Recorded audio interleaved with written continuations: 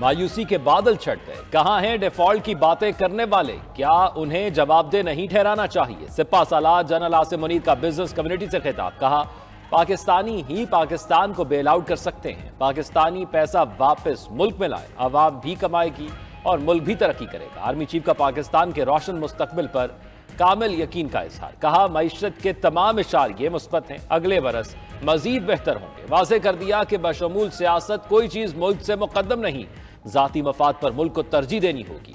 रियासत को मां की तरह करार देते हुए उसकी कदर लिबिया, इराक और फलस्तीन के आवाम से पूछने की सलाह भी दी। कहा, याद रखें, पाकिस्तान के अलावा कोई शनाख्त नहीं। इत्तेहाद और इत्तफाक हो तो कोई कुछ नहीं बिगाड़ सकता। मुल्क की डिजिटल सरहदों का तहफ़्फ़ुज़ और आवाम की डिजिटल सिक्योरिटी रियासत की जिम्मेदारी करार देगी।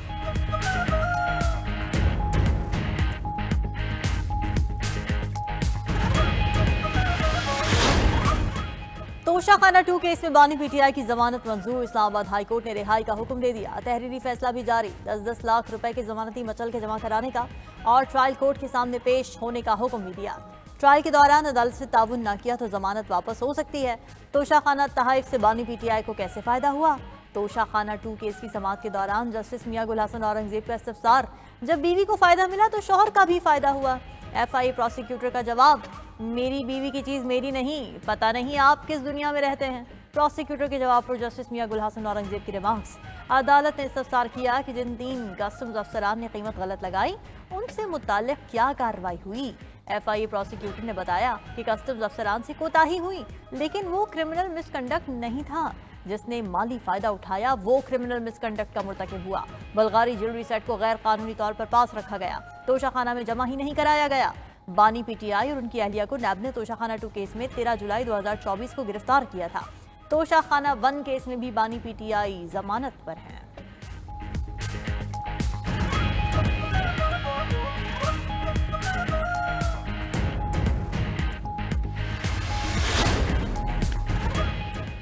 बानी पीटीआई की रिहाई फिलहाल इम्कान नहीं। मजीद ज़ेर-इल्तवा केसेस रिहाई में रुकावट। पीटीआई के 28 सितंबर और 5 अक्टूबर एहतजाज पर बानी पीटीआई के खिलाफ 3 मुकदमा, ताहाल गिरफ्तारी नहीं डाली गई। 9 मई के 5 मुकदमात में जमानत के बावजूद मचल के दाखिल नहीं करवाए जा सके। मचल के दाखिल होने पर एटीसी रावलपिंडी रिहाई के अहकाम जारी करेगी। 9 मई के 8 केसेस में भी जमानत की दरखास्तें ज़ेर-इल्तवा। 190 मिलियन पाउंड केस में एहतसाब अदालत में ज़ेर समाअत। साइफर केस में सजा कलअदम करार दी जा चुकी। बानी पीटीआई के खिलाफ तोशाखाना 1 केस में सजा इस्लामाबाद हाई कोर्ट से मुअत्तल हो चुकी। निकाह केस में बानी पीटीआई को बरी किया जा चुका। बानी पीटीआई के खिलाफ इस्लामाबाद की हद तक 62 मुकदमात दर्ज।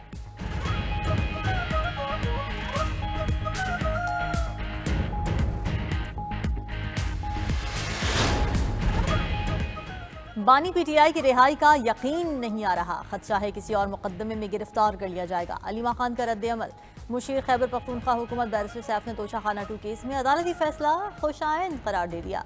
कौम को मुबारकबाद। कहा, बानी पीटीआई के खिलाफ जाली हुकूमत के जाली मुकदमात अपने अंजाम को पहुंच रहे हैं। जल्द रिहा होकर हकीकी आज़ादी की तहरीक को लीड करेंगे। बाबर अवान बोले, एहतजाज जरूर कामयाब होगा, अहम बानी पीटीआई की रिहाई है।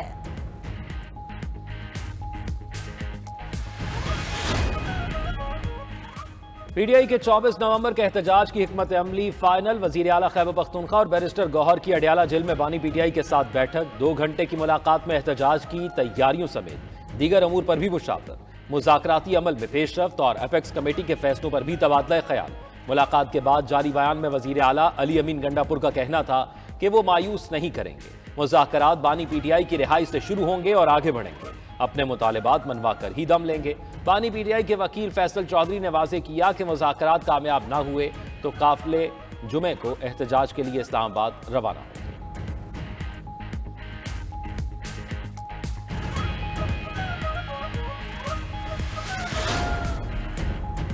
बानी पीटीआई की रिहाई का कोई इम्कान नहीं। वफाकी वजीर इत्तलात अता तारड़ ने 9 मई के 8 मुकदमात याद दिला दिए। कहा, इन मुकदमात में अभी बानी पीटीआई की जमानत नहीं हुई। तोशाखाना 2 केस आगे चलेगा, बहुत शवाहिद बाकी हैं, जमानत खत्म भी हो सकती है। सीनियर सूबाई वजीर मरीम औरंगजेब भी बरस पड़ी। सवाल किया, तकलीफ किस बात की है? एहतजाज करना है तो केपी में क्यों नहीं करते? 24 नवंबर के एहतजाज को नंद भाभी की लड़ाई से भी तशबीह दे दी। वजीर इत्तलात पंजाब अज़मा बुखारी ने भी बावर करा दिया कि 24 नवंबर को वही करेंगे जो दहशतगर्दों के खिलाफ करते हैं।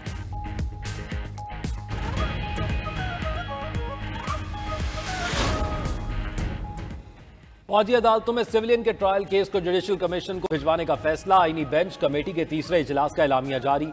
ज़ेर-इल्तवा अपीलों की एक हफ्ते में दर्जाबंदी और तरतीब तैयार करने की हिदायत। कमेटी का हर रुकन रोजाना 5 चैम्बर अपीलों की समाअत करेगा। आईनी कमेटी की एक सिविल जज को आईनी बेंच की मदद के लिए तकर्रर करने की सिफारिश। रूल्स फाइनल होने तक जल्द समाअत की तमाम दरखास्तें आईनी बेंच कमेटी को पेश की जाएंगी। आईनी बेंच के लिए सुप्रीम कोर्ट में अलग ब्रांच कायम करने का भी फैसला। जस्टिस आयशा मलिक आईनी बेंच से हटा दिया गया।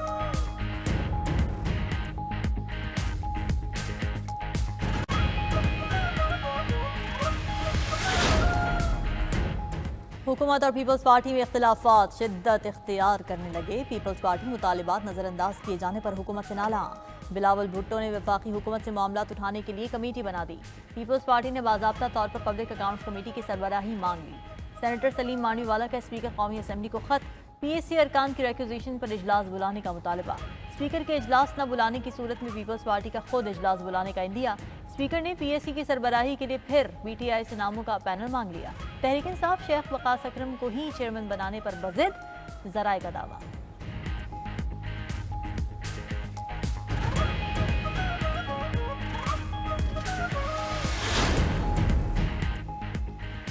PTI के एहतजाज से निमटने के जतन हुकूमत ने सख्ती का इंदिया दे दिया। सूरत हाल खराब करने वालों के लिए कोई रियायत नहीं होगी। हुकूमती हलकों का वाज़ेह पैगाम। मुतल्लिका अफसरान का मुरासला इरसाल। पंजाब भर से 10,700 की नफरी स्टैंड बाय कर दी गई। CPO और DPO फोर्स की ट्रांसपोर्टेशन के जिम्मेदार होंगे। इस्लामाबाद पुलिस ने सिंध और पंजाब पुलिस से भी मदद मांग ली। पंजाब पुलिस से 2 DIGs और 10 DPOs और 500 एहलकार इस्लामाबाद में ड्यूटी करेंगे। 4,000 रेंजर्स एहलकारों के हमरा 5,000 FC एहलकार भी तैनात होंगे। रेंजर्स एंटी राइट्स किट्स के हमरा ड्यूटी देंगे।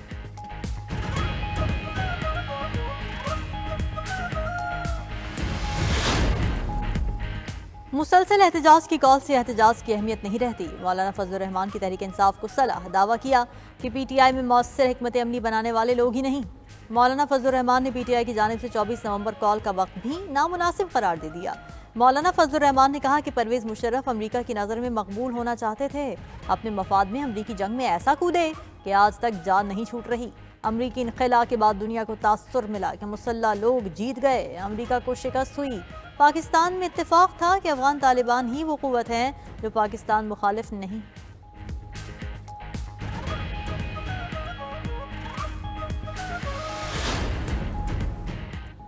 PTI किसी भी हवाले से पुरअमन सियासी एहतजाज का इरादा नहीं रखती। पीपल्स पार्टी रहनुमा शहरी रहमान का दावा। कहा KP में तहरीक इंसाफ की हुकूमत एक बार फिर इस्लामाबाद पर यलगार की तैयारी में मसरूफ है। तंज किया कि इदारों से मुज़ाकरात नहीं, डील की दरख्वास्त की जा रही है।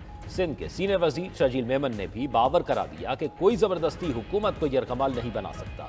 एहतजाज का मतलब ये नहीं कि पार्लियामेंट और PTV पर हमला करें, बसें जला दी जाएं। कहा 24 नवंबर को कुछ नहीं होगा। ट्रंप की तरजीह किसी शख्स को छुड़वाना नहीं।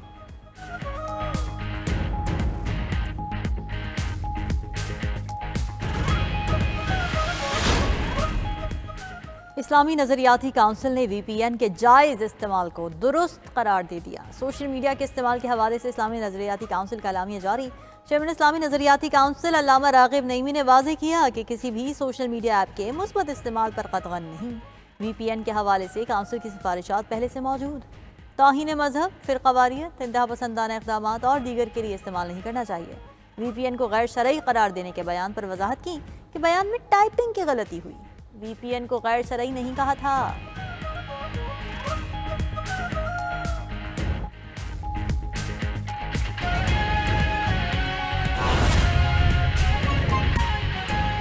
ब्रेकिंग न्यूज आपको दें। रावलपिंडी में बानी PTI की थाना न्यू टाउन के मुकदमे में गिरफ्तारी डाल दी गई है। मुकदमा जलाओ, घेराव, पथराव, पुलिस से मुजाहिमत, सरकारी इमलाक के नुकसान समेत दीगर वाकयात पर दर्ज किया गया है। बानी PTI के खिलाफ मुकदमे में इंसदाद दहशतगर्दी एक्ट की दफात भी शामिल कर ली गई हैं। रावलपिंडी में बानी PTI की थाना न्यू टाउन के मुकदमे में गिरफ्तारी डाल दी। मुकदमा जलाओ, घेराव, पथराव, पुलिस से मुजाहमत, सरकारी इमलाक के नुकसान समेत दीगर वाकयात पर दर्ज बानी पीटीआई के खिलाफ मुकदमे में इंसदाद दहशतगर्दी एक्ट की दफात शामिल की गई हैं।